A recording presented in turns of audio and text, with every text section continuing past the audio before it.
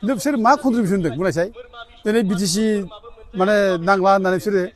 आन्दलन खालामबाय बड'लेण्ड रायजो नांगौ होननानै बे बड'लेण्ड रायजोनि उनाव बिसोर मा लाबोखो दिनै मालायखौ मावनो बे प्रमद बर'आ जोंनि बे एबसुनि आन्दलनाव बड'फा उपेन्द्र ब्रह्मनि आन्दलनाव बे दंमोन नामा बबे मुभमेन्टनि आं माने बाथ्राखौ बुंदों बिसोरलाय अनेक मानसियाथ' मुभमेन्ट लोगो मोनाखैना बे डिफेन्ड बर'मोना बबे मुभमेन्टखौ लोगो मोना बेलाय बे दायल' होनायसो जादों बे राजनिथि फोथाराव दाय होलायनाय नेपटिजिम जादों होननानै बुंनाय सेउलि महिलारिया हाग्राबो बिसि बेनो होनो नाङामोन बे अपोजिसनफ्रा बुंनो खाबु लानाय जादों खिन्थु सेउलि महिलारिया गावहानो दक्षता गोनां गावनो गोरोंखा बे एमए पास बिए इक'नमिक्सआव माने मोजां कुवालिटि गोनां मोजाङै पास जानाय गथिखे बेखौ हाग्रामा महिलारि बिसि हिसाबै माने बेजे टिकेट मोना होनना बुंनाय बेथ' खोथा नङा बियो गावहानो गुनि गियानि गावहानो माने माबा गुन दंखायो गावहानो गोरोंबो दा बे मानसिया ओंखारबोदोंब्ला जों बेखौ बरायनानै लानांगौ आरो हिन्जाव माहारिनिफ्राय जे जोंनि गेजेराव बिदि गोरों मानसिया राजनिथियाव जे आखाइ होबाय ओंखारबोबाय बिसोरो दा बेखौ जों बरायनांगौ जे बेखौ साबायखर बावनांगौ मदद होनांगौ दा सेउलि महिलारियाथ' गोरों मानसिथार एखेबारे दा बेखौ जों मानो हाग्रामा बिसि होननानै जों बेखौ माने दाबायना दोनफ्लाय हाग्रामा बिसिया मा इलेक्सन गेलेमोन नामा हाग्रामा बिसियाथ' बे कुवालिटि दंना बे गावनि गुनखौ लानानै बे जेबो मावला नामा माबा मोनसे मावलानो बे हाग्रामा बिसि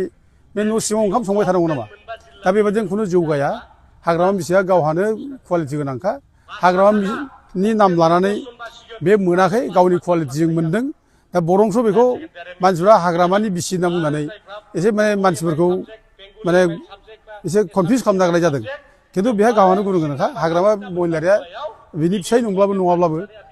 माने सेउलि महिलारिया मोननांगौ बेहा दक्षता दं आरो बियो गाव गोसो जायोब्ला बे पार्टिबो खालामनो हायो बेहा इन्डिपेन्डेन्टबो जानो हायो बेहा जेखि मावा बेनो माने आयेनाबो बेखौ गेलेमोना होनना बुंनाय गैया संबिधानाव बयनोबो अधिकार होदों बयनोबो लिबार्टि होदों फान्डामेन्टेल राइट्स होदों दा गथे सेउलिया माने गेलेनायाव बेजे नेपटिजिम जाबाय होननानै बेखौ जे माने इलेक्सन गेलेनो मोना होनना बुंनाय बे जुक्ति गोनां नङा आरोखि दा आंथ' मोजां मोनदों बरायदों हिन्जावफोरनि गेजेराव गोरों मानसि ओंखारबोनायखाय आरो बे देरहासार जाथों जों लुबैदों आरो बयबो बे देरहासार जानायखौ लुबैदों आरो बिसेस करि क'क्राझार बे समस्तियाव माने रायजो राजाफ्रानो सेउलि महिलारिखौ नांगौ होननानै दाबि खालामदों दा एसे गोनो गोथो जाबायदोंमोन आगोलाव जे माने बे आगोलनि केन्डिडेट आब' प्रमिलाया बे टिकेट बिबाय थानायाव रायजोफ्रा एसे बांसिन माने माबा जादों आरो एसे सेउलिनि प्रति सेउलिखौ बांसिन गोसोखांदों माने आब' प्रमिला माने बेहा गोबाव जाखाबाय बेयो माने बैसो जाबाय बेसे रेस्ट लानांसिगौ दा बेखौ रायजो राजाफ्रा बयबो लुबैदों दा खिन्थु बे टिकेट बिबाय थानायाव आं दारायगोन आं गेलेगोन होननायाव रायजो राजाफ्रा बांसिन उत्तेजना जादों आरोखि बे उत्तेजनाजोंनो माने होमब्ला जोङो सेउलिखौनो बिनोसै बिदि मोनसे बयनावबो फैदों ओमफ्राय सेउलिखौ बयबो बिदों आरो सेउलिखौ बिनायजों लोगोसे दिनै सेउलिया गावबो ओंखारबोबाय आरो बेहा दक्षता गोनां मानसि दा गथिखे बेनो दिनै होनाय जाबाय जेब्ला जों बेखौ देरहानांगौ आरो सेउलिया सासे निउ फेसनि मानसि बे गोदान फेसनि मानसि आरो बेहा खुनु एन्टि इनकामबेन्सि गैया दा जोङो खावलायो दा बेजों जायफ्रा थाफायो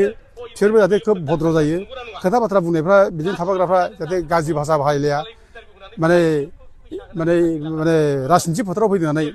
बेजों थाफाग्राफ्रा राजनिथि फोथाराव जेरै बुंलाबायो जाहाथे बिदि बुङा बिनि इमेजखौ लाखिनांगौ बिनि क्लिन इमेज बिनि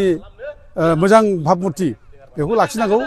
आरो बिदिनो बेखौ देरहानांगौ आं बेखौ बयखौबो रायजोखौ खावलायहरो बे मुभमेन्टनि आं माने बाथ्राखौ बुंदों बिसोरलाय अनेक मानसियाथ' मुभमेन्ट लोगो मोनाखैना बे डिफेन्ड बर'मोना बबे मुभमेन्टखौ लोगो मोना बेलाय माथो बे जिउ मुङानो जायाखैमोन दा सोर